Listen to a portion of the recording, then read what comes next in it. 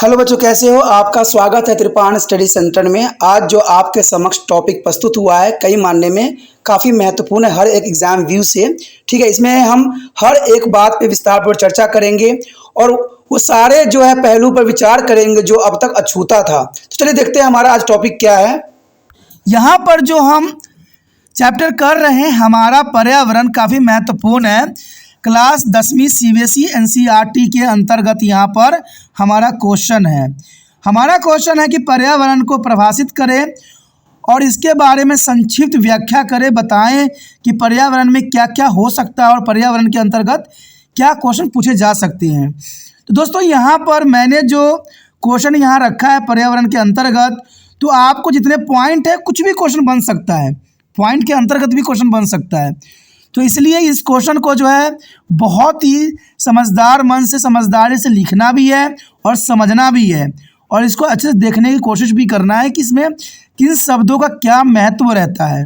हमारा देखा जाए तो पर्यावरण चैप्टर है और पर्यावरण का क्वेश्चन न हो तो ये बात तो संभव है नहीं। इसलिए त्रिपान स्टडी सेंटर ने सबसे प्रथम क्वेश्चन पर्यावरण के हर एक पहलू का जो है एनालाइज कर रहा है। तो देखा जाए तो सबसे पहली बात यहाँ क्वेश्चन सिंपल है कि पर्यावरण के बारे में आपने बताना है।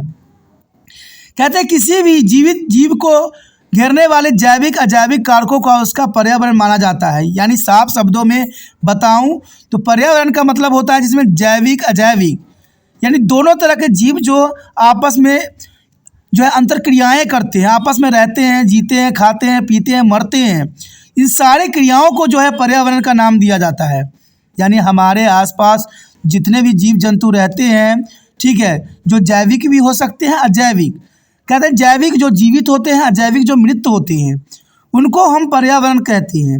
और इसे आम तौर पर एक विशेष वातावरण में रहने वाले जीवों और उस वातावरण में भौतिक तत्व के समुदाय के रूप में परिभाषित भी किया जा सकता है, जिनके साथ वो बातचीत करते रहते हैं। यानी जनरली देखा जाए तो ये जीवित भी जीव हो सकते हैं और ये भौतिक रूप में भी विद्यमान होते हैं। तो साफ शब्दों में हो गया कि जैविक अजैविक जो हमारे आसपास घेरे हुए हैं उनको ही हम पर्यावरण कहते हैं। दूसरी बात होता है कि हम अक्सर पर्यावरण शब्द का प्रयोग करते हैं, लेकिन इसको कैसे हम परिभाषित कर सकते हैं। क्वेश्चन दोस्तों कुछ भी हो सकता है, सिर्फ आपने अगर इन क्वेश्चनों को समझ लेते हो ना तो आपके सारे जो है डाउट क्लियर हो जाएंगे, ठीक है, और क्वेश्चन एग्जाम के लिए काफ़ी अच्छा प्रिपेयर हो जाएगा। देखा जाए तो हम अक्सर पर्यावरण शब्द का प्रयोग कब करते हैं। कहते हैं पर्यावरण को भौतिक या जैविक दुनिया के रूप में परिभाषित किया जाता है, क्योंकि पर्यावरण का मतलब ही होता है उसमें भौतिक भी हो सकता है और जैविक भी हो सकती है, और इसी दुनिया को हम पर्यावरण कहते हैं। पर्यावरण का मतलब ही यही होता है जिसमें जीवित और मृत दोनों तरह के जीव जंतु जो है अपना अंतरक्रियाएँ होती रहती है। कहते हैं एक दूसरे पे डिपेंडेबल होते हैं।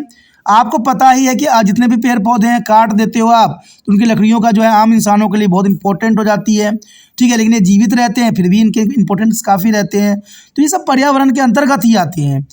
कहते हैं जहाँ एक जीव रहता है वो सब पर्यावरण ही कहलाता है। शाब्दिक रूप से कहें तो किसी जीव के निकटतम परिवेश से उसका पर्यावरण बनता है। यानी कोई भी जीव जो अपने परिवेश में रहता है और वहाँ पर अंतरक्रियाएँ करता है उसी को हम पर्यावरण का नाम देते हैं, जिसमें उसके चारों ओर जैविक अजैविक दोनों घटक शामिल हो सकते हैं।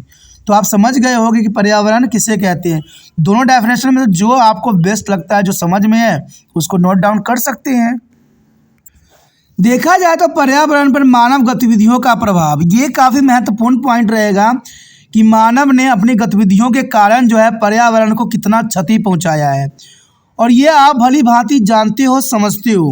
कहते हैं हमारे पर्यावरण में लोग जो भी परिवर्तन करते हैं उनका प्रभाव जानवरों, पौधों और भूमि पर पड़ता ही पड़ता है। जो भी हमें समाज में परिवर्तन देखने को मिलता है उसका सबसे अधिक प्रभाव जो है पर्यावरण को ही झेलना पड़ता है। कुछ परिवर्तन सहायक भी होते हैं और कुछ पर्यावरण के लिए हानिकारक भी हो सकते हैं। तो देखा जाए तो पर्यावरण के लिए सहायक तो बहुत ही कम तत्व हैं, लेकिन हानिकारक जो है हर कोई है।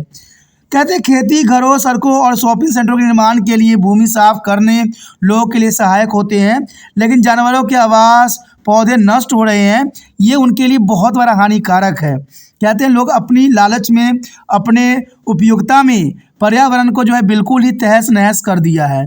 भूमि साफ करने से मिट्टी का क्षरण हो रहा है और ऊपरी मिट्टी का जो है नुकसान हो रहा है। देखा जाए तो आपको पता ही होगा कि जितने हम पेड़ पौधों को काट रहे हैं उससे जो है खेतों का मिट्टी का अपरदन हो रहा है, जनरल सी बात है। और सारे का जो है हर्ष हो रहा है, जिसके कारण मिट्टी की उर्वरकता भी खत्म हो रहा है और जीव जंतु खत्म हो रहा है, इसमें कोई दो राय नहीं है। हमने पेड़ पौधे इतने काट दिए हैं, इतने जीव जंतुओं को ख़त्म हो गए हैं कि कई जीव जंतु जो है विलुप्त होने के कगार के कसौटी पे आ गई है। कहते हैं ये सब हम इंसानों की गतिविधियों के कारण ही हुआ है और इंसान अभी भी नहीं समझा तो आने वाला समय में शायद हमें कोई भी जीव जंतु देखने को नहीं मिलेगा। तो यही है कि पर्यावरण पर मानव गतिविधियों का क्या प्रभाव पड़ा। तो जनरल सी बात है, सारे जीव जंतु जो है नष्ट होते चले जा रहे हैं। लोगों को तो फायदा हुआ है, लेकिन इससे जो है पर्यावरण को बहुत ही हानि उठानी पड़ रही है। लेकिन देखा जाए तो एक बात यहाँ पर साफ है कि हम तभी हम हैं जब पर्यावरण है। पर्यावरण नहीं है तो हम नहीं हैं। तो पर्यावरण अगर नहीं रहेगा तो इंसान का अस्तित्व भी नहीं रहेगा। कहते हैं जीव है तब हम लोग हैं, क्योंकि पेड़ पौधे जीव जंतु से ही इंसानों का अस्तित्व बना हुआ है। अगर इंसान अभी भी नहीं समझा तो इंसान का भी सर्वनाश होना कोई बड़ी बात नहीं है, क्योंकि पर्यावरण कहते हैं बैलेंस करना जानती है। हम जितना मर्जी कहते हैं चांद पे पहुंच जाए, लेकिन पर्यावरण कभी भी नहीं छोड़ेगा, एक न एक दिन सब बैलेंस कर ही लेगा। इसलिए कहते हैं अगर आपको प्राकृतिक में रहना है तो प्रकृति के साथ मिल के रहिए। और इस पे सिर्फ एक देश का काम नहीं है, हर एक विश्व का, हर एक देश का काम है कि पर्यावरण में संतुलित बनाए रखना चाहिए, न कि पर्यावरण को नष्ट किया जाए। जो व्यक्ति पर्यावरण को नष्ट कर रहे हैं, जो देश पर्यावरण को नष्ट करने के जो है कदम उठा रहे हैं, उनका विनाश होना सुनिश्चित ही है। क्योंकि हमने कई सभ्यताएं देखी, हमने हड़प्पा कल्चर भी देखा, मेसोपोटामिया भी देखा, हमने बहुत से सभ्यता देखी जो विनाश हो गई। कहते हैं ये सभ्यता कभी पीछे नहीं थी, हमसे भी आगे विकसित थी, लेकिन इसका जब खत्मा हो सकता है तो हमारा खत्मा होना कोई बड़ी बात नहीं रह जाता। इसलिए पर्यावरण की जो है सुरक्षित रखना हर एक बच्चे, हर एक मनुष्य, हर एक जीव का कर्तव्य है। हमारा अगला क्वेश्चन जो आया है काफ़ी महत्वपूर्ण है कि पारिस्थितिकी तंत्र क्या है। पारिस्थितिकी तंत्र क्या है उसके बारे में हमने यहाँ विस्तार पूर्वक चर्चा करना है। देखिए दोस्तों, यहाँ अगर यही क्वेश्चन अगर आप समझ लेते हो ना, तो त्रिपान स्टडी सेंटर एक गारंटी देता है कि पारिस्थितिकी तंत्र के रिगार्डिंग आपको कोई और क्वेश्चन समझने की ज़रूरत नहीं पड़ेगा, क्योंकि यहाँ पर इस क्वेश्चन के बारे में विस्तार पूर्वक बात है और इससे अधिक कुछ भी आगे नहीं पूछा जा सकता। इसलिए इस क्वेश्चन को समझ लेते हो अच्छे से तो ये आपके लिए काफ़ी महत्वपूर्ण रहता है। अगर हम पारिस्थितिकी तंत्र के बारे में बात करें तो कहते हैं पारिस्थितिकी तंत्र को जीव मंडल की एक संरचनात्मक और कार्यात्मक इकाई के रूप में परिभाषित किया गया है। तो ये काफ़ी महत्वपूर्ण है कि पारिस्थितिकी तंत्र को जीव मंडल के लिए संरचनात्मक यानी स्ट्रक्चरल एंड फंक्शनल इकाई है।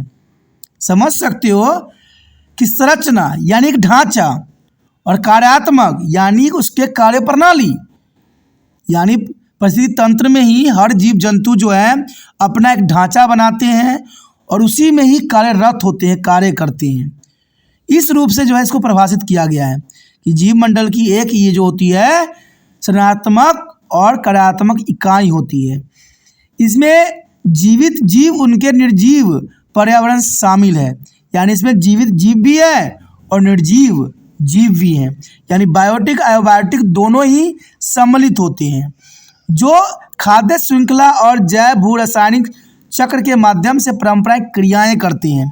यानी देखा जाए तो पारिस्थितिकी तंत्र वो तंत्र है जहाँ पर जो है जीव जंतु आपस में खाद्य श्रृंखला बनाते हैं और खाद्य श्रृंखला बना के जैव भू रासायनिक चक्र के माध्यम से पारंपरिक क्रियाएं करते हैं। देखिए खाद्य श्रृंखला नहीं होगी तब तक जो है हमारे धरती को जो है दोबारा पोषण नहीं मिलेगा। कहते हैं धरती हमें देती है, धरती हमें सब कुछ ले भी लेती है। इंसान का अगर उत्पत्ति होता है तो इंसान का विनाश भी धरती में ही होता है। तो ये एक क्रिया है, ये ऊर्जा प्रवाह तंत्र है, जिसके कारण देखा जाए तो ऊर्जा प्रवाह तंत्र को जो है जैविक विविधता और सामग्री चक्र होता है, जिसमें स्थिर स्वशासक प्रणाली बनती है। यानी देखा जाए तो पारिस्थितिकी तंत्र ये ऐसा तंत्र है जिसमें ऊर्जा का जो है फ्लो होती है, एक रूप से दूसरे रूप में, दूसरे रूप से तीसरे में, और तीसरे से जो है पहले रूप में आना। यानी ये ऊर्जा की जो फ्लो चार्ट है वो जहाँ से शुरू होती है वहीं पे ख़त्म होती है। अगर पौधों को अगर प्राइमरी सोर्स मानते हो तो आपको पता है कि पौधों को जो है कोई जीव खाएगा, उसको खाने वाला वो जीव है, उसको खाने वाला वो जीव है। बाद में जब वो अंतिम जीव मरेगा तो वो जो है दोबारा जो है धरती में ही मिल जाएगा, मिट्टी में ही चला जाएगा, तो फिर पौधों को वो न्यूट्रिशन दे देगा। यानी वही बात हो गया ना, एक चक्र है, जो जहाँ से शुरू है वहीं उसकी अंत है। यानी देखा जाए तो पर्यावरण किसी को कुछ देती नहीं है, कहते जितना देती है उतना ही ले भी लेती है, और ये पर्यावरण का सबसे महत्वपूर्ण लॉ है, रूल है।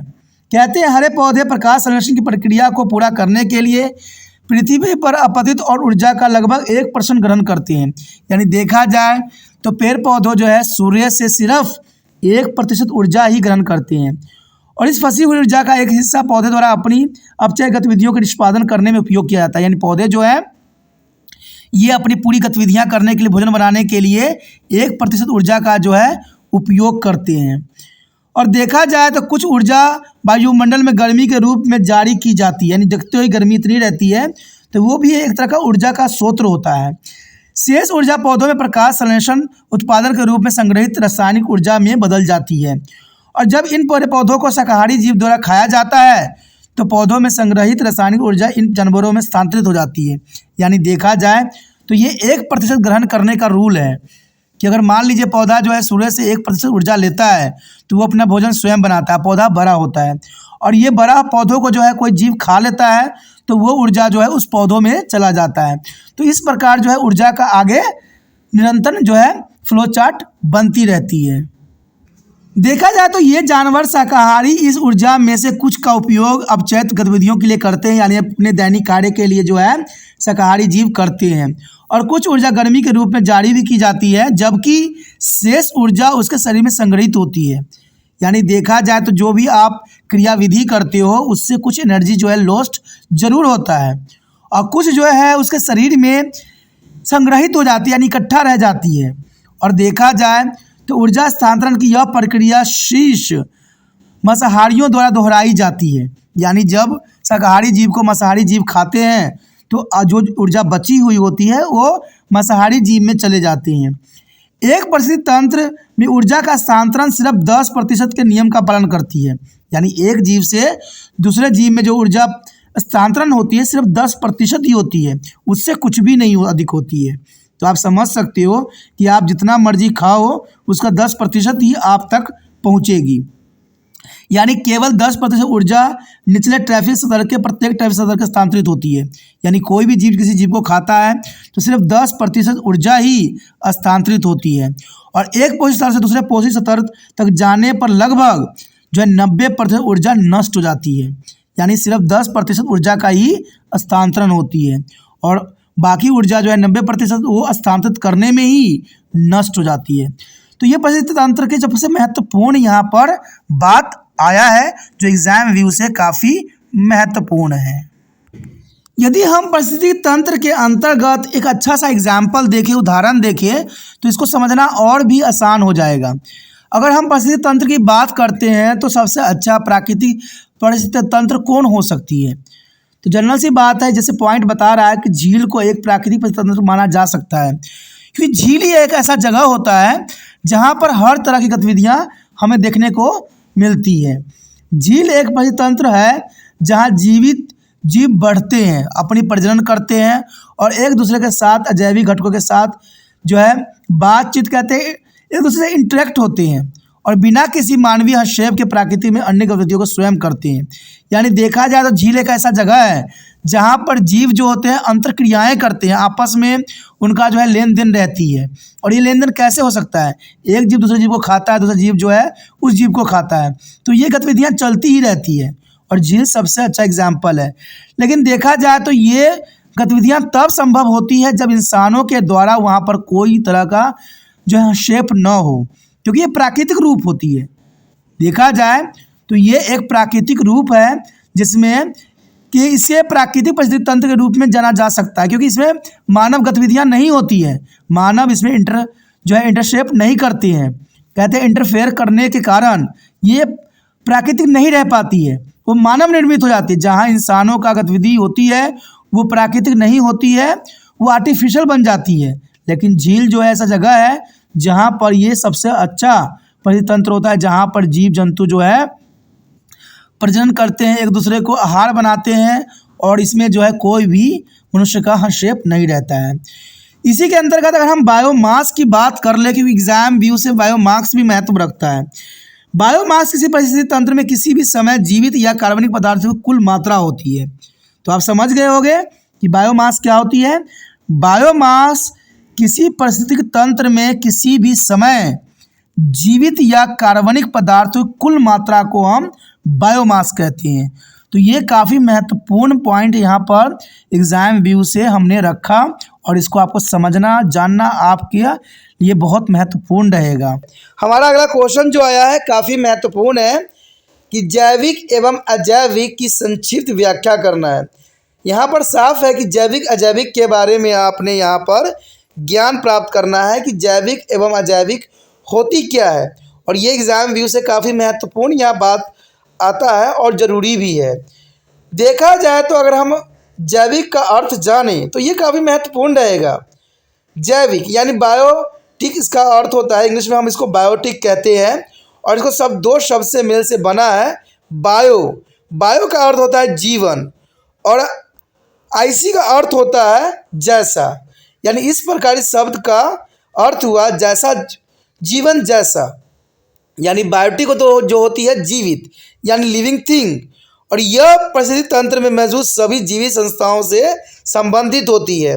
यानी देखा जाए तो बायोटिक का मतलब ही होता है जीवित, जीवन और जैसा, यानी जीवन जैसा।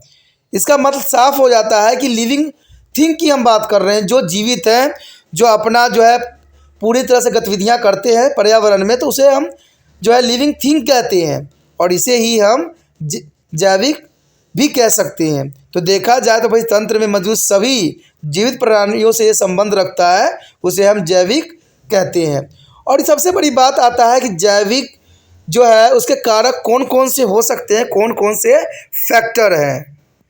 यदि हम बात करें जैविक कारक की तो ये काफ़ी महत्वपूर्ण रहेगा। देखा जाए तो जैविक कारक जो है परिस्थितिकी तंत्र में सभी जीवित चीज़ों से संबंधित होती है। यानी जैविक जो होती है सभी जीवित चीज़ों से संबंधित होती है, और उनकी उपस्थिति और उसके जैविक उत्पादों किसी भी पारित तंत्र की संरचना को प्रभावित करती है। यानी जीवित प्राणी जो होते हैं हर तरीके से देखा जाए तो वो पारिस्थितिकी तंत्र को, संरचना को काफ़ी प्रभावित करते हैं। कहते हैं जैविक कारक जानवरों और मनुष्य से लेकर पौधों, कवक और बैक्टीरिया तक सभी जीवित जीवों के लिए संदर्भ में कहा जा सकता है। यानी देखा जाए तो जैविक उन सभी चीज़ों को कहते हैं जो जीवित होते हैं, चाहे वो पौधे हों, चाहे वो मनुष्य हो, चाहे जानवर हो। इवन कि जो बैक्टीरिया, कवक, ये सारे के सारे जीवित के संदर्भ में ही आते हैं, इसलिए हम इस सबको जो है जीवित कह सकते हैं। लेकिन देखा जाए तो एक वायरस ही एक ऐसा जीव है जिसको हम मृत भी कह सकते हैं और जीवित भी कह सकते हैं, क्योंकि जैसे ही शरीर से बाहर निकलता है वो मरे हुए की तरह बिहेवियर करता है, लेकिन जैसे वो किसी भी शरीर के संपर्क में जाता है तो उसका जो है मैकेनिज्म यूज़ करके वो जीवित हो जाता है। तो उसको जो है जैविक भी कहना और अजैविक कहना दोनों ही संभव है, क्योंकि इसके करैक्टर ही दोनों तरह से ही यहाँ प्रदर्शित करते हैं। कहते हैं प्रत्येक प्रजाति के प्रजनन का भोजन आदि जैसी आवश्यकताओं को पूरा करने के लिए विभिन्न जैविक कारकों के बीच परस्पर क्रियाएं आवश्यक होती है। यानी हर जीव जंतु जो है अपनी प्रजनन एवं भोजन के लिए एक दूसरे पर इंटरडिपेंडेंट होते हैं। कहते हैं एक जीव जो है दूसरे जीव का भक्षण करता है और अपना जीवन जो है यापन करता है। तो ये काफ़ी महत्वपूर्ण है। देखा जाए तो जैविक कारकों के अगर उदाहरण के रूप में हम देखें तो देखा जाए तो जैविक संसाधनों के उदाहरणों में परिस्थिति तंत्र में मौजूद सभी जीव घटक शामिल होते हैं, और इसमें उत्पादक भी हो सकते हैं, उपभोक्ता भी हो सकते हैं, डिकम्पोजर भी हो सकते हैं या डिट्रीवेसल शामिल भी हो सकते हैं। यानी देखा जाए तो इसमें सबका अपना अपना एक महत्वपूर्ण कार्य होता है, चाहे वो उत्पादक पौधा हो, उपभोक्ता जैसे जीव जंतु हों, या डिकम्पोजर हो यानी जो दूसरे जीवों को सड़ा गला देते हों। सबका अपना अपना यहाँ पर जो है पर्यावरण में अपनी एक पोजीशन है। तो देखा जाए तो सब जैविक कारक के उदाहरण हो सकते हैं, लेकिन जैविक कारक जहाँ इतना महत्वपूर्ण है अजैविक कारण भी कम महत्वपूर्ण नहीं है, क्योंकि अजैविक कारक नहीं रहेगा तो जैविक जीव जो है जीवित नहीं रह सकते हैं। इसलिए जैविक जीवन को चलाने के लिए अजैविक कारक भी महत्वपूर्ण योगदान देते हैं। तो चलिए देखते हैं अजैविक कारण में कौन कौन चीज़ें जो है सम्मिलित है। चलिए देख लेते हैं। देखा जाए तो हमारे समक्ष जो आया है अजैविक का अर्थ। सबसे प्रथम तो हमें जानना पड़ेगा कि अजैविक का अर्थ होता क्या है। अजैविक शब्द एक पारिस्थितिक तंत्र में मौजूद सभी निर्जीव कारकों को संदर्भ में कहा गया है। यानी देखा जाए तो अबायोटिक का अर्थ ही यही होता है कि जो निर्जीव हैं, जो अपना क्रियाएं स्वयं नहीं कर सकते हैं, निर्जीव हैं, जो जीवित नहीं है, वो सब अजैविक के संदर्भ में आते हैं। कहते हैं सूर्य का प्रकाश, जल और भूमि सभी अजैविक कारकों का निर्माण करते हैं। अब देखिए यहाँ पर अजैविक कारक तो है, सूर्य देखा जाए, सूर्य का प्रकाश जो है अजैविक कारक है, लेकिन देखा जाए तो ये जैविक के लिए काफ़ी महत्वपूर्ण हो सकता है। अगर सूर्य की रोशनी जो है प्रकाश पौधे तक ना पहुँचे तो ये भोजन अपना नहीं बना पाएगा पौधे, और पौधे जब भोजन नहीं बना पाएगा तो ग्रोथ नहीं करेगा, मर जाएगा। तो इसको खाने वाले जितने भी जीव हैं वो मर जाएंगे। अब देखिए जो जीवों के खाने वाले जीव हैं फिर वो मर जाएंगे, और फिर वो मर गए तो इनको न्यूट्रिशन नहीं मिलेगी। तो जर्नल सी बात देखा जाए तो जहाँ पर जैविक पर्यावरण को बनाते हैं तो अजैविक का भी महत्वपूर्ण स्थान होता है। कहते हैं जैविक के बिना अजैविक का कोई अस्तित्व नहीं है, जैसे पेड़ पौधे के बिना इंसान का अस्तित्व नहीं है। तो अजैविक अर्थ में यही देखा जाए कि ये परितंत्र में मौजूद सभी निर्जीव कारक के संदर्भ में कहा गया है। और ये निर्जीव कारक कौन कौन से हो सकते हैं? सूर्य के प्रकाश हो सकता है, जल और भूमि हो सकते हैं, और सभी अजैविक कारकों का निर्माण ये सब करते हैं। अगर हम अजैविक कारक देखें यानी अजैविक के फैक्टर देखें तो ये काफ़ी महत्वपूर्ण रहेगा। देखा जाए तो अजैविक कारकों से मतलब यही होता है कि सभी निर्जीव यानी देखा जाए तो वायुमंडल, जलमंडल, स्थल मंडल में मौजूद रासायनिक और भौतिक कारक से है। यानी देखा जाए तो सारे निर्जीव जो हमारे जो है जीवन को, सुविधाओं को सरल बनाते हैं, वो सारे निर्जीव इस फैक्टर में आते हैं। इसमें देखा जाए तो सूर्य का प्रकाश काफ़ी महत्वपूर्ण होता है जो अजैविक कारक है, और वायु, वर्षा, खनिज, मिट्टी अजैविक कारकों का एक महत्वपूर्ण उदाहरण हो सकता है। इसमें एमसीक्यू के रिगार्डिंग पूछ सकता है आपको कि इसमें से कौन जो है अजैविक कारक है और कौन जैविक कारक है। तो एमसीक्यू इन्हीं प्रकार से बनाए जाते हैं। तभी तो मैं कहता हूँ अगर इन क्वेश्चनों को समझ लेते हो ना तो आपको एमसीक्यू के साथ साथ आपका जो है क्वेश्चन भी तैयार हो जाएगा। और त्रिपाण स्टडी सेंटर एक ही क्वेश्चन में हजारों क्वेश्चन सम्मिलित होते हैं, तो इसलिए इन क्वेश्चनों को देखना आपके लिए महत्वपूर्ण रहता है। तो इसमें से पूछा जा सकता है कि अजैविक कारक बताइए कौन कौन से हैं। तो इसमें से आपको वायु, वर्षा कुछ दे देंगे और प्लस जो है कुछ जैविक के उदाहरण दे देंगे और आपको एमसीक्यू बना देंगे। तो एग्जामिनर ऐसे ही क्वेश्चन बनाते हैं, इसमें कोई दो राय नहीं है। तो देखा जाए तो आप समझ गए होंगे कि सूर्य का प्रकाश, वायु, वर्षा, खनिज, मिट्टी अजैविक कारकों का सबसे महत्वपूर्ण उदाहरण है, और इन कारकों का पारिस्थितिक तंत्र में प्रजातियों के अस्तित्व और प्रजनन का एक महत्वपूर्ण प्रभाव भी हमें देखने को मिल जाता है।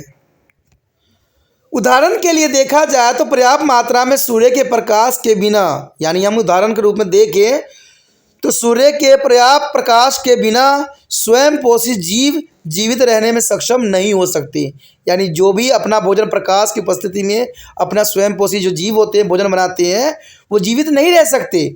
यानी देखा जाए तो ये सारे एक दूसरे पे डिपेंडेबल है। यानी जितने भी स्वयं पोषी का अर्थ होता है जो अपना भोजन स्वयं बनाते हैं, और इसका सबसे अच्छा एग्जाम्पल है पौधा जो अपना भोजन स्वयं बनाते हैं। यानी स्वयं पोषी जीव जीवित रहने में सक्षम नहीं हो सकते हैं, और जब ये जीव अंत मर जाएंगे तो इससे प्राथमिक उपभोक्ता के लिए भोजन की कमी पैदा हो जाएगी, और जितने भी प्राथमिक उपभोक्ता हैं सब के सब खत्म हो जाएंगे।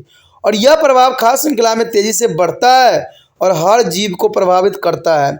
नतीजा ये निकलेगा कि इससे पारिस्थितिक तंत्र में असंतुलित पैदा हो जाएगी, यानी हर जीव जंतु जो है ख़त्म हो जाएंगे। इससे हमारा जो है पृथ्वी पे जीव का जो है नामो निशान मिट जाएगा।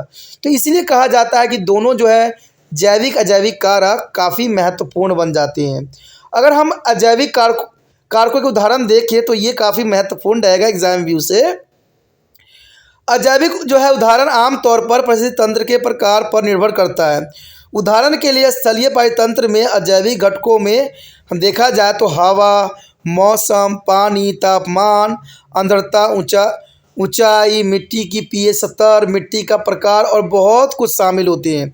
ये सारे के सारे जो होते हैं अजैविक के एक महत्वपूर्ण उदाहरण है। कहते हैं जलीय परिस्थिति तंत्र में अजैविक उदाहरण में पानी की लवणता, ऑक्सीजन के स्तर और पीएच स्तर और जल प्रवाह की दर, पानी की गहराई और तापमान भी सम्मिलित किया गया है। तो इन सब पॉइंटों को आपने ध्यान से दिमाग में रखना है, क्योंकि यही सब एग्जाम व्यू में एमसीक्यू के अंतर्गत भी आ जाता है। हमारा अगला क्वेश्चन जो आया है काफ़ी महत्वपूर्ण है कि हम यहाँ पर बात करने जा रहे हैं खाद्य श्रृंखला एवं खाद्य वेव। ये काफ़ी महत्वपूर्ण एग्जाम व्यू से यहाँ रहता है कि खाद्य श्रृंखला और वेव में क्या अंतर हो सकता है। अगर आप इस क्वेश्चन को अच्छे से समझ लीजिएगा तो ये अंतर को भी आपको समझा देगा। देखा जाए तो शाकाहारी जीवों द्वारा स्वयंपोषी और अन्य जानवरों द्वारा खाए जाने की प्रक्रिया को हम खाद्य श्रृंखला कह सकते हैं। यानी शाकाहारी जीवों द्वारा स्वयंपोषी और अन्य जानवरों द्वारा खाए जाने की प्रक्रिया को, श्रृंखला को हम जो है यहाँ पर खाद्य श्रृंखला कहते हैं। और इस बात को अगर हम एक एग्जाम्पल के तौर पर देखें, चित्रों में देखें, तो ये आपको जो है क्लियर कर देगा। यहाँ पर आप देख सकते हो कि यहाँ पर जो है जीव कैसे एक चक्र बना रहे हैं। कहते हैं पेड़ पौधे जो है सनलाइट से अपना भोजन बनाते हैं और ये जो है ना तो ऊर्जा को उत्पन्न कर सकते हैं, ना ही विनाश कर सकते हैं, क्योंकि ऊर्जा जो है पेड़ पौधे लेते हैं और पेड़ पौधा अपना ग्रोथ करते हैं। और पेड़ पौधे खाने वाले आप देख सकते हो ग्रास ऑपर है, और ग्रास ऑपर खाने वाले यहाँ पर फ्रॉग आ जाता है। और फ्रॉग जो है, फ्रॉग को स्नेक खा रहा है और स्नेक को ईगल खा रहा है। अब सोचिएगा कोई ईगल को खाने वाला कोई नहीं है। कहते हैं जब ईगल जो है मर जाता है, ख़त्म हो जाता है, तो वो मिट्टी में चला जाता है और मिट्टी में क्या हो जाता है, डिकम्पोज हो जाता है। और डिकम्पोज हो जाने के बाद फिर पेड़ पौधे जो है उसका न्यूट्रिशन अपने ग्रोथ में लगाता है। यानी देखा जाए तो ये खाद्य श्रृंखला बनाती है। यानी देखा जाए प्रकृति हमें जितना देती है वैसे ही हमें हमसे ले लेती है। ये खाद्य श्रृंखला आपको ये बात को समझा देगा कि जो जीव जहाँ से शुरू हुआ है, जिससे वो पोषण प्राप्त कर रहा है, फिर वही पोषण जो है चला जाएगा। यहाँ पर कोई भी शक्तिशाली नहीं है, क्योंकि सबने जो है एक दूसरे का आहार बनते हैं। तो ये खाद्य श्रृंखला कहलाएगा। अगर देखा जाए आगे तो यह उन जीवों के बीच संबंध की गतिविधियों की प्रक्रिया है जो पहले वाले को खाते हैं और अगले वाले को खाते हैं। यानी एक दूसरे पर ये इंटरडिपेंडेंट होते हैं। एक पहले को खाता है, फिर दूसरा उसको खाता है। ऊर्जा के सामग्री की परिस्थिति तंत्र में एक दूसरे के माध्यम से प्रभावित करते हुए स्थानांतरित करते हैं। यह ऊर्जा न तो बनाई जा सकती है और न ही नष्ट की जा सकती है। यहाँ पौधों के माध्यम से जानवरों के स्तर पर एक स्तर से दूसरे स्तर पर प्रभावित होती है। यानी यहाँ पर साफ शब्दों में बात कहा जा सकता है कि ऊर्जा को ना तो उत्पन्न की जा सकती है, न इसको नष्ट की जा सकती है। इसको सिर्फ एक स्तर से दूसरे स्तर पर जो है स्थानांतरित होती है, प्रभावित होती है। तो यहाँ काफ़ी महत्वपूर्ण बात यहाँ दर्शाई गई है। अगर हम खाद्य श्रृंखला घटक की बात करें तो खाद्य श्रृंखला के किस घटक में शामिल होते हैं, पौधे हो सकते हैं, शाकाहारी हो सकते हैं, मांसाहारी हो सकते हैं, और उसके उपरांत जो होता है अब घटक भी सम्मिलित होते हैं। इसमें से प्रत्येक की विभिन्न पोषक स्तर रखा गया है और इनका अपना अपना एक स्ट्रक्चर है, लेवल है। तो एग्जाम व्यू से ये पिरामिड के रूप में भी आ सकता है, जिसमें प्राइमरी, सेकेंडरी और टर्शियरी आता है। यानी पौधे, शाकाहारी, मांसाहारी, अपघटक। तो इसको आप पिरामिड के रूप में भी देख सकते हो, क्योंकि एग्जाम में पिरामिड के रूप में भी क्वेश्चन एग्जाम में आते हैं। यदि अगले क्वेश्चन पर हम बात करें तो खाद्य जाल। खाद्य जाल काफ़ी महत्वपूर्ण है। देखा जाए तो परस्पर जुड़ी खाद्य श्रृंखला एक खाद्य जाल बनाती है, यानी इंटरकनेक्टेड। इंटर यानी परस्पर जुड़ी हुई। जुड़ी होने का मतलब होता है कि एक चीज़ को खाने वाले कई चीज़ हो सकते हैं। अब देखिए यहाँ पर अगर एक बेरी का एग्जाम्पल दिया गया है, इस चित्र से भी आप बहुत कुछ समझ सकते हो। यहाँ एक चित्र आपको नज़र आ रहा है, बेरी खाने वाले देखिए बटरफ्लाई भी है, लेडी बर्ड भी है और इवन कि रेड रेबिन भी है। तो देखा जाए तो ये को खाने वाले कई हैं। तो ये परस्पर जुड़ी खाद्य श्रृंखला की एक जाल है, जैसे इंटरकनेक्ट होते हैं एक दूसरे से। यहाँ पर अगर हम पहले डायग्राम के अंतर्गत देखें तो बेरी है, बेरी को खाने वाले बटरफ्लाई है, और इवन बटरफ्लाई को खाने वाले फ्रॉग है। दूसरी तरफ देखें तो जो लेडी बर्ड है वो बेरी खा रहा है और उसको खाएगा फ्रॉग। इवन देखा जाए तो बेरी खाने वाला यहाँ पर रेड रैबिन भी है, लेकिन इन सब को खाने वाले भी कोई है, ईगल है। ये तो साफ हो जाता है। दूसरी तरफ अगर हम देखें प्रोड्यूसर में देखें तो यहाँ पर पेड़ पौधे हैं जो सूर्य के प्रकाश से अपना भोजन स्वयं बनाते हैं और अपना जीवन यापन करते हैं, लेकिन ये स्वयं पोषी कहलाते हैं। लेकिन देखा जाए तो रैबिट जो है पेड़ पौधों को खाते हैं, इवन की ग्रास हॉपर भी खाता है। तो ये जो है दूसरे खाने वाले स्नेक आ जाते हैं, फ्रॉग आ जाते हैं और ईगल पे ही पहुंचता है। और रैबिट को खाने वाले यहाँ पर फॉक्स भी हो सकते हैं, रैट को खाने वाले फॉक्स भी हो सकते हैं। तो यहाँ पर देखा जाए तो एक चीज़ को खाने वाले कई जीव हो सकते हैं, तो इसे हम वेव कहते हैं। आपने देखा होगा कि मकड़ी की जाली जो होती है आड़ी तिरछी होती है, जिसमें एक लाइन से नहीं बनाई जाती। फूड चेन का मतलब होता है कि एक लाइन चले, लेकिन फूड वेव का मतलब होता है कि इसमें कोई जीव किसी को भी खा सकता है और ये काफ़ी आड़ी तिरछी होती है, तो इसे हम जो है खाद्य जाल कहते हैं। खाद्य वेव यह निर्धारित करती है कि जानवर और पौधे अलग अलग रास्ते में कैसे जुड़े हुए हैं, और यह तब होता है जब कई खाद्य श्रृंखलाएं किसी प्रकार का नेटवर्क बनाने से के लिए जुड़ी हुई होती है, और उस नेटवर्क को जो है फूड वेव कहा जाता है। यानी एक दूसरे से ये जुड़ी हुई होती है, तो इसे ही हम फूड वेव का नाम दे सकते हैं। खाद्य जाल पर जीवों में एक चीज़ सामान्य होती है जो आई गतिविधियों को पूरा करने के लिए ऊर्जा की आवश्यकता होती है। यानी खाद्य जाल में एक चीज़ महत्वपूर्ण होती है जो सभी जीवों से जुड़ी होती है, वो है ऊर्जा का स्तर। कहते हैं खाद्य जाल बिल्कुल भी रैखिक नहीं होती है। रैखिक का मतलब होता है कि एक लाइन से नहीं चलती है, ये आपस में जुड़े हुए होते हैं, एक दूसरे से जुड़े हुए होते हैं, और वे अलगवाद में काम नहीं करते, यानी अलग जो है ये कार्यरत नहीं होते हैं। तो ये काफ़ी महत्वपूर्ण रहता है यहाँ पर फूड चेन और फूड वेब, जो एग्जाम व्यू से काफ़ी महत्वपूर्ण है। और हमारा अगला क्वेश्चन जो आया है काफ़ी महत्वपूर्ण है कि निम्नलिखित खाद्य श्रृंखला में पौधे चूहे को जो है 500 जूल ऊर्जा प्रदान करता है, तो सांप से बाज को कितनी ऊर्जा उपलब्ध होगी। ये हमारा सिंपल क्वेश्चन, एग्जाम में आपको ऐसे ही क्वेश्चन हमेशा पूछा जाता है। और हमने जो आपके समक्ष दो क्वेश्चन लाए हैं इसी के अंतर्गत, एक जो है आगे बढ़ते हुए और एक पीछे बढ़ते हुए। तो ये दोनों क्वेश्चन एग्जाम व्यू में काफ़ी महत्वपूर्ण रहता है कि रिवर्सिबल प्रोसेसिंग कैसे हो सकता है और रिवर्सिबल प्रोसेसिंग कैसे रहेगा।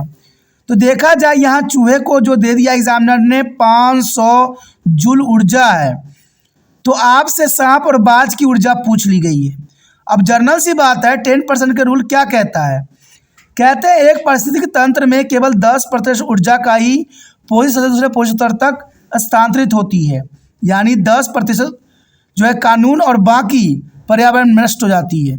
सिर्फ 10% ही आगे ट्रांसफ़र होती है, बाकी जितने भी ऊर्जा बचती है सब के सब 90% जो है ख़त्म हो जाती है। इसलिए यदि पौधे प्रथम पोषक तंत्र के उत्पादक होने के नाते अगर देखा जाए तो 500 ऊर्जा चूहे को है, तो अगली सतर में जो होगा स्थानांतरित करेगा चूहे, जो सांप को करेगा सिर्फ 50 जूल ऊर्जा ही स्थानांतरित करेगा। और देखा जाए तो तीसरे पोषक तंत्र में स्थानांतरित करेगा जो बदले में केवल, क्योंकि 10 हट जाएगा तो सिर्फ 5% ऊर्जा स्थानांतरित करेगा बाज। यानी एक खाद्य श्रृंखला में बाज जो होगा चौथा और अंतिम पोषक तंत्र के लिए जाना जाएगा, और उसके पास सिर्फ 5 जूल ही ऊर्जा आएगा। यानी देखा जाए अगर चूहे को अगर यहाँ पर 500 जूल दिया गया है, तो वहीं पर पौधे में जो होगा 5000 होगा। अब पौधों में 5000 होगा तो चूहे में कितना हो जाएगा 500 जूल। उसके बाद सांप में कितने रह जाएगा 50 जूल, और एटलीस्ट बाज में आते आते 5 जूल ही स्थानांतरित कर पाएगा। तो ये काफ़ी महत्वपूर्ण यहाँ पर उदाहरण है, एग्जाम्पल है, और एग्जाम व्यू से ऐसे क्वेश्चन पूछे जाते हैं और इसमें कोई दो राय नहीं है। अब चलते हैं रिवर्सल प्रोसेसिंग को देखते हैं। यहाँ पर जो हम अगला उदाहरण देख रहे हैं ये काफ़ी महत्वपूर्ण होगा, क्योंकि निम्नलिखित खाद्य श्रृंखलाओं में शेर को जो है 100 जूल ऊर्जा उपलब्ध होती है। उत्पादों को कितनी ऊर्जा उपलब्ध थी, तो ये देखिए ये रिवर्सबल प्रोसेसिंग है और ये काफ़ी महत्वपूर्ण होता है। अगर आप पहला जो प्रोसेसिंग थी लास्ट और शुरू से बीच से ली गई थी और यहाँ पर जो है लास्ट से ली गई है, तो ये दोनों क्वेश्चन समझ लीजिएगा तो आपको कोई भी क्वेश्चन समझने में इतनी कठिनाई नहीं होने वाली है। अब देखिए यहाँ पर दिया गया है कि शेर के पास जो कि अंतिम उपभोक्ता है, इसके पास 100 जूल ऊर्जा है। तो जनरल सी बात है, हिरन के पास कितना होगा और जो है उत्पादक पौधे के पास कितना होगा। किसी भी परिस्थिति तंत्र में ऊर्जा के प्रभाव के 10% नियम के अनुसार अगले पहुंच स्तर तक केवल 10% ऊर्जा ही प्राप्त होती है। यानी आप जितना मर्जी यूज़ कर लो, खा जाओ, आपको सिर्फ 10% ऊर्जा ही मिलेगी, बाकी की 90% ऊर्जा जो होगी वेस्ट होगी। इसलिए दी गई खाद्य श्रृंखला में यदि शेर को 100 जूल ऊर्जा उपलब्ध है तो पौधे या उत्पादक को जो है 10,000 ऊर्जा उपलब्ध होगा। इसका अर्थ ये हुआ दोस्तों कि फिर हिरन को कितना होगा। अब हिरन को 10% रूल के अंतर्गत अगर शेर के पास 100 जूल है तो 10% रूल ये कहती है कि 10 जो है 0 1 जुड़ेगा 100 में, तो 1000 हिरन के पास हुआ। जब हिरन के पास 1000 जूल ऊर्जा हुआ तो एक और 0 जो है 1000 में जुड़ेगा। तो जनरल सी बात है, पौधे के पास 10,000 ऊर्जा जो है उपलब्ध था। यानी देखा जाए तो 10% के रूल के अंतर्गत पौधों को सिर्फ 10,000 ऊर्जा से स्टार्टिंग होगा और शेर तक पहुंचते पहुंचते जो है 100 जूल ऊर्जा रह जाएगा। तो ये दोनों ही क्वेश्चन जो है एग्जाम व्यू से काफ़ी महत्वपूर्ण है और ज़रूरी भी है। मुझे नहीं लगता कि आपको इसमें कुछ भी बात अधूरी रह गई होगी। आपने फॉरवर्ड और रिवर्सबल दोनों ही आपने जो है बहुत काफ़ी से समझ लिया है। हमारा अगला क्वेश्चन जो आया है काफ़ी महत्वपूर्ण है कि ओजोन परत को परिभाषित करें और उसके बारे में जो है व्याख्या करें। ओजोन परत होती क्या है और ओजोन परत के बारे में आप क्या जानते हैं और इसकी क्या विशेषता है। देखा जाए तो साधारण तौर पे ओजोन को हम O3 के नाम से जानते हैं, लेकिन देखा जाए कहते हैं O3 आखिर बनी कैसे। ऑक्सीजन से बनी। ऑक्सीजन और O को जो हम यानी O2 + O = O3, यानी देखा जाए जहाँ पर ऑक्सीजन लाइफ सेविंग गैस है वहीं पर देखा जाए तो ओजोन O3 जो है एक पॉइजनिंग गैस है। ये बहुत ही आश्चर्य की बात है कि जब ऑक्सीजन को हम O से रिएक्शन करेंगे तो O3 बनता है और ऑक्सीजन जो लाइफ सेवर गैस है वहीं देखा जाए तो O3 एक पॉइजनिंग गैस है। ये बहुत ही हैरानी की बात है। कहते हैं ओजोन ऑक्सीजन का एक रूप है। ओजोन जो है देखा जाए तो ऑक्सीजन का ही एक रूप है। प्रत्येक ओजोन अणु 3 ऑक्सीजन परमाणु से बना है, इसलिए इसका रासायनिक सूत्र जो है O3 के नाम से जानते हैं हम। यानी ओजोन अणु जो है ऑक्सीजन के 3 परमाणुओं से बना हुआ होता है। लेकिन ऑक्सीजन के विपरीत ओजोन एक जहरीला गैस है। जहाँ पर ऑक्सीजन जो है एक लाइफ सेविंग गैस है, वहीं ओजोन एक जहरीला गैस है और ज़मीनी सतह पर इसकी सांद्रता में वृद्धि हानिकारक रहती है। अगर ज़मीनी सतह पर इसकी सांद्रता बढ़ी तो ये कई जीवों जंतुओं को जो है नष्ट करने के लिए पर्याप्त होती है। लेकिन समताप मंडल में जहाँ ओजोन प्राकृतिक रूप से मौजूद है, यह सूर्य की पर्यावरण विकिरणों को रोकता है और एक जीवन रक्षक के कार्य करता है। यानी देखा जाए तो यहाँ पर ओजोन काफ़ी महत्वपूर्ण भूमिका अदा करता है, क्योंकि सूर्य से आने वाली हानिकारक पर्यावरणीय विकिरणों को अवशोषित करता है और पृथ्वी पर हानिकारक परावैंगनी विकिरणों को पहुँचने से रोकता है। तो देखा जाए तो धरती के लिए ओजोन का अपना एक महत्वपूर्ण स्थान है। अगर ओजोन नहीं रहेगा तो अल्ट्रावायलेट रे जो है हमारे धरती पे पहुँचेगा और उससे जो है जग जीवन को काफ़ी नुकसान पहुँचेगा। तो कहते हैं जहाँ O3 एक जहरीला गैस है, वहीं इसका जो है एक जीवन रक्षक के रूप में भी नज़र आता है। कहते हैं ठंडे क्षेत्रों में ओजोन परत का नुकसान अधिक होता है। अब ये बात काफ़ी महत्वपूर्ण है कि ठंडे क्षेत्रों में ओजोन परत का नुकसान अधिक होता है। इसका सबसे महत्वपूर्ण बात है कि अंटार्कटिका के क्षेत्रों में देखा जाए तो वहाँ पर जो ओजोन का परत है वो फट गया है। तो ये बात साफ यहाँ करता है कि ठंडे क्षेत्रों में ओजोन परत का नुकसान अधिक होती है। दुनिया के सबसे ठंडे क्षेत्र में ओजोन का नुकसान सबसे गंभीर है, क्योंकि समताप मंडल में बदलों के ध्रुवीय समताप मंडलीय बदलावों के रूप में जाना जाता है और वे एक सतत प्रदान करते हैं जिस पर रासायनिक प्रक्रियाएं होती है, जिसके परिणाम स्वरूप ओजोन का विनाश होता है। तो देखा जाए तो ओजोन के लिए ठंडा क्षेत्र जो है काफ़ी नुकसानदायक होता है, इसलिए देखा जाए तो अंटार्कटिका में जो है ओजोन की लेयर जो है फट चुकी है और ये हॉल बढ़ता ही जा रहा है, जो इंसानों के लिए और जगजीवन के लिए काफ़ी कहते हैं खतरनाक साबित होगा, क्योंकि इससे जो है हानिकारक पर्यावरण विकिरणें पृथ्वी पर पहुंचेगी और कई तरह के जो है विनाश लीला खेलेगी। उसके पश्चात देखें तो ओजोन रिक्तीकरण के बाद के प्रभाव, यानी जब ओजोन के लेयर पृथ्वी पहुंचेंगे तो उसके बाद कौन कौन से नुकसान हमें देखने को मिल सकता है। कहते हैं ओजोन रिक्तीकरण से समताप मंडल में छिद्र बन जाएंगे, जिससे पर्यावरण विकिरण पृथ्वी पर प्रवेश कर सकेगी और त्वचा तक पहुंचने वाली यूवी किरण विनाशकारी प्रभाव पैदा करेगी।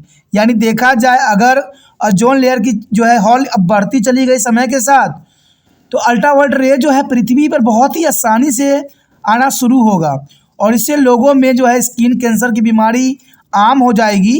इवन देखा जाए तो अल्ट्रावायलेट रे पृथ्वी पहुंचने के कारण फसलों की जो है नुकसान भी देखने को हमें मिल सकता है और इवन देखा जाए तो मोतियाबिंद जो आंखों का अंधापन भी ला सकता है। तो यहाँ पर ओजोन की रिक्तता के कारण बहुत से प्रभाव पड़ने वाले हैं, इसमें कोई दो राय नहीं है। और जिस प्रकार प्रदूषण हमारे पृथ्वी पर बढ़ रही है, ओजोन लेयर का जो रिसाव है वो बढ़ता ही चले जाएगा और इसमें कोई दो राय नहीं है। अंटार्कटिका में जब इसकी लेयर फट सकती है तो जनरल सी बात है और भी क्षेत्रों में जो है इसका नुकसान हो सकता है और एक समय आएगा कि सारे अल्ट्रावायलेट रे जो है पृथ्वी पर पहुँचेगा और पृथ्वी पर जो है एक विनाश लीला रचेगा। कारण ये भी बनता है कि हमारे पृथ्वी पर आए दिन जो है लोगों के मंशा प्रमाण चढ़ते रहते हैं, आए दिन विश्व युद्ध करवाते रहते हैं ये लोग, और परमाणु बम का हथियारों का उपयोग करना कहीं ना कहीं हमारे पृथ्वी के ओजोन परत के लिए बहुत हानिकारक सिद्ध हो सकता है। इंसान अपने कहते हैं जोश में ये बात नहीं देखते हैं कि इससे पर्यावरण को कितना नुकसान पहुंचेगा और ये बहुत दुखदायक परिस्थिति है और ये समझने की ज़रूरत है कि हम कहते हैं हम युद्ध में तो बातों से भी बात करके निपटा सकते हैं और मुझे पता है कि युद्ध के बाद सब देखना एक साथ ही मिलके एक ही मंच पे नज़र आएंगे, इसमें कोई दो राय नहीं है। लेकिन इससे सबसे अधिक नुकसान जो होगा वो प्राकृतिक का होगा और इस नुकसान का जो है भरपाई हर एक जनमानस करेगा। तो कहते हैं दोस्तों अपने गुरूर में दूसरे देशों के नुकसान पहुंचाना और पर्यावरण को नुकसान पहुंचाना किसी के लिए सत्य नहीं हो सकता है, यह सदैव ही असत्य रहा है और इसमें जो चलते हैं वो कभी भी खुश नहीं रह सकती। इसी के साथ हमारा एक क्वेश्चन खत्म हो जाता है जो कि काफ़ी महत्वपूर्ण था।